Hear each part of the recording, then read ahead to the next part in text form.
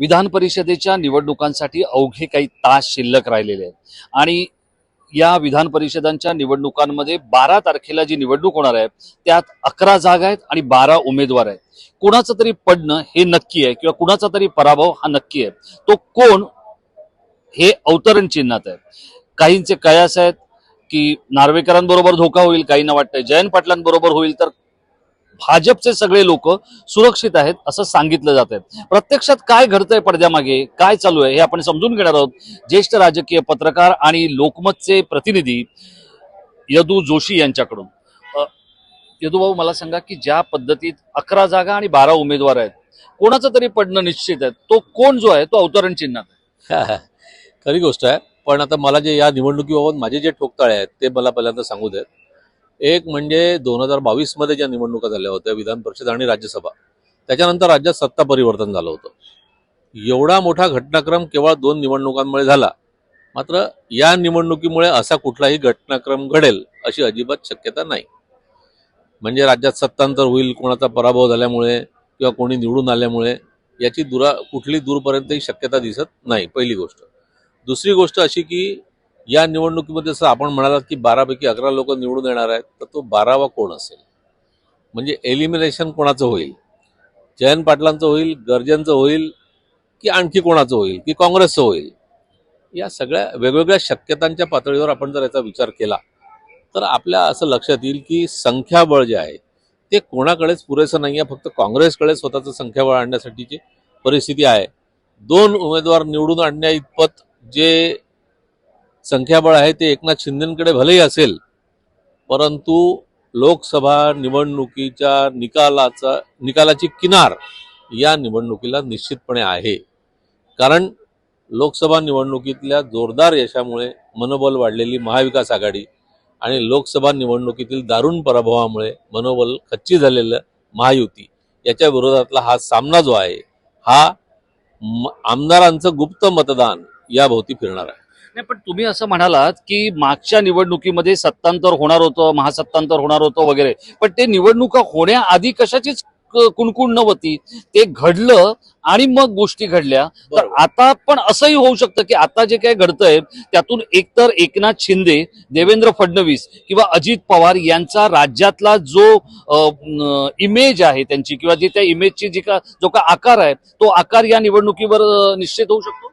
आपण असं म्हणालात की लोकसभा मागच्या वेळी पण कोणाला असा अंदाज नव्हता की राज्यात सत्तांतर होईल, तरी ते सत्तांतर झालं. तसं यावेळी काही घडू शकेल अशी जी आपल्याला शंका वाटते, त्याचं उत्तर माझ्याकडे असं आहे की गेल्या वेळची जी निवडणूक विधान परिषद आणि राज्यसभेची झाली होती, ती राज्यामध्ये सत्ता परिवर्तन करण्यासाठीची संधी म्हणून ती निवडणूक जी आहे त्या निवडणुकीकडे पाहायला गेलं. म्हणजे स्ट्रॅटेजी आधी तयार होती आणि असं ठरलं की विधान परिषद राज्यसभेमध्ये चमत्कार झाल्यानंतर हे सगळं सत्ता परिवर्तन करायचं. म्हणजे याची स्क्रिप्ट जी आहे ती स्क्रिप्ट आधी लिहिल्या गेली होती.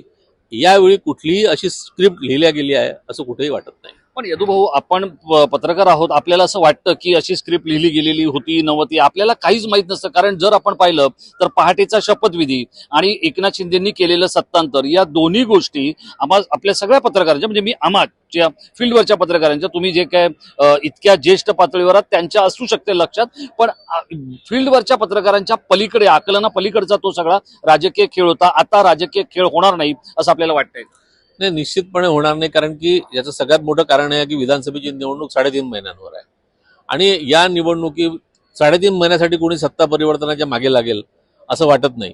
शिवाय जर महायुतीचं सरकार पाडून महाविकास आघाडीला सत्तेत यायचं असेल या निवडणुकीच्या चमत्कार वगैरे करून त्याच्या आधारावर, तर ते देखील शक्यता त्याची अजिबात याच्यासाठी वाटत नाही की 3 महिन्यासाठी सरकार आणण्याची कोणाला घाई झाली आहे.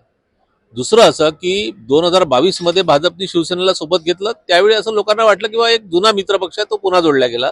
त्यावेळी लोकांचा फार काही आक्षेप नव्हता. परंतु जेव्हा राष्ट्रवादी काँग्रेसला सोबत घेतल्या गेलं अजित पवार गटाला, त्यावेळी भाजपचा ट्रॅडिशनल वोटर जो आहे तो दुखावला. यावेळी जर महाविकास आघाडीला असं काही चमत्कार करायचा असेल तर त्यांना देखील अशीच जोडतोड करावी लागणार आहे. त्या जोडतोडीचा कोणता राजकीय परिणाम होईल, विधानसभा निवडणुकीवर होईल याची काही गॅरंटी नाही. दोन्ही बाजूंनी त्याचा परिणाम होऊ शकतो.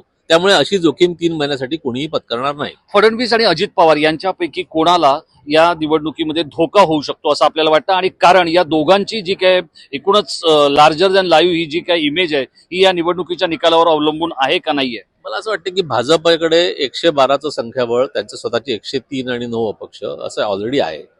त्यांना त्यांच्या 5 जागा निवडून आणण्यासाठी 23च्या हिशोबाने एक 115 जागा हव्यात. म्हणजे 3 जागांची त्यांना आणखीन जुळवणी करायची आहे.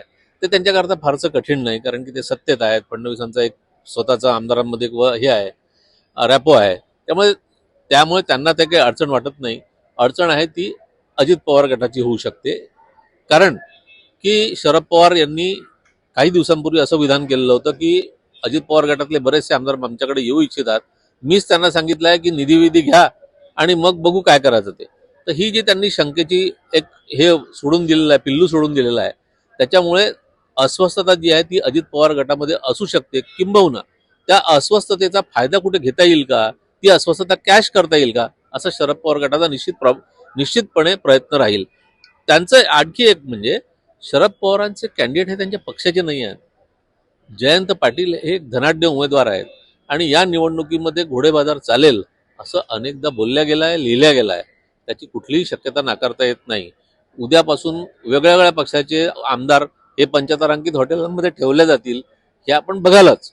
आणि त्यामुळे विधानसभा निवडणुकीमध्ये कोणाला उमेदवारी मिळेल, कोण शरद पवारांसोबत जाऊ शकतं, कोण फुटू शकतं, भाजपमध्ये कोण फुटू शकतं, कोणत्या पक्षात कोण फुटू शकतं, या सगळ्यांचे संदर्भ या निवडणुकीच्या निकालामध्ये थोडे थोडे कळू लागतात. शेवटचा प्रश्न यदुभाऊ, मिलिंद नार्वेकर हा उद्धव ठाकरेंनी केलेला राजकीय जुगार आहे या निवडणुकीतला असं आपण समजायचं? हे बघा, असं आहे, मिलिंद नार्वेकर हे उद्धव ठाकरे यांच्या अत्यंत निकटवर्ती आहेत. म्हणजे आपण एका अर्थाने असं म्हणू की उद्धव ठाकरे माऊली आहेत आणि ते त्यांची सावली आहेत. हे ठीक आहे, परंतु मिलिंद नार्वेकर यांच्या सर्व पक्षांमध्येच चांगले संबंध आहेत. त्या संबंधाचा त्यांना फायदा होऊ शकेल. खरं तर एकट्याच्या भरोशावर शिवसेना निवडून येईल उद्धव ठाकरेंची अशी शक्यता नाही, कारण संख्याबळ स्पष्ट आहे, 23 मतं लागणार आहेत. आणि त्याच्यामुळे सर्व पक्षीय त्यांचे संबंध लक्षात घेतात. त्यांच्याकरता आपल्या पक्षातून या माणसाला उमेदवारी दिली तर सर्वपक्षीय संबंधांचा फायदा याला मिळू शकतो, हे अचूक हेरून उद्धव ठाकरेंनी मिलिंद नार्वेकरांना उमेदवारी दिलेली आहे. मिलिंद नार्वेकर यांना आपल्या पक्षाप्रमाणे बाहेरच्या पक्षांचाही फायदा होऊ शकतो हे अचूक हेरून त्यांना उमेदवारी दिलेली आहे. पण त्याच वेळेला अजित पवार यांच्या बाबतीत काय होणार याच्याकडे सगळ्याच राजकीय समीक्षकांचं लक्ष लागलंय, असा मुद्दा अधोरेखित करतायत लोकमतचे राजकीय प्रतिनिधी यदू जोशी. जर आपण पाहिलं तर या निवडणुकांमुळे फार काही मोठं घडणार नसलं तरी येणाऱ्या विधानसभेच्या निवडणुकांचे काही संकेत मात्र अवतरण चिन्हात आणले जातील इतकं नक्की. कॅमेरामन शिवा कुरीरसह मी राजेश कोचरेकर, टाइम महाराष्ट्र, विधान भवन, मुंबई.